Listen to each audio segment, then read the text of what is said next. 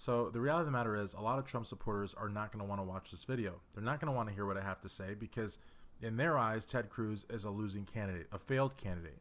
You know, I talk to the Trump supporters over here at the Starbucks in Middletown like every day.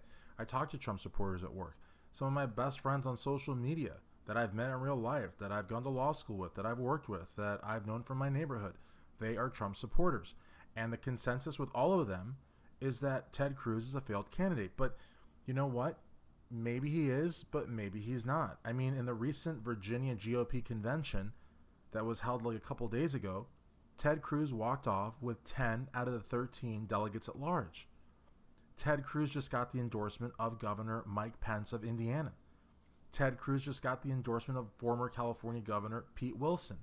So while, honestly, while it looks like Ted Cruz is down and out, he's still fighting. He picked Carly Fiorina as his running mate should he get the nomination, even though he must be well aware that in a brokered convention, it's the delegates that pick the VP. He still picked the VP, and he's fighting hard, and he's still winning delegates, and he's dangerous as ever to Donald Trump. So, yeah, he's a failed candidate, but at the same time, he's Donald Trump's biggest threat.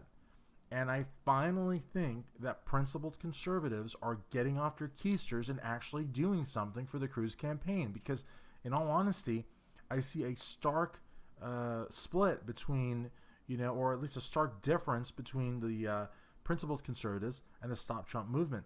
To say that they're one and the same is wholly inaccurate. It's almost as inaccurate as saying, or as inaccurate as saying, as fiscal conservatives and social conservatives are the same. It's not true. I, for one, do not believe that, principled conservatives have actually made any kind of a real movement to Ted Cruz, and maybe now they will.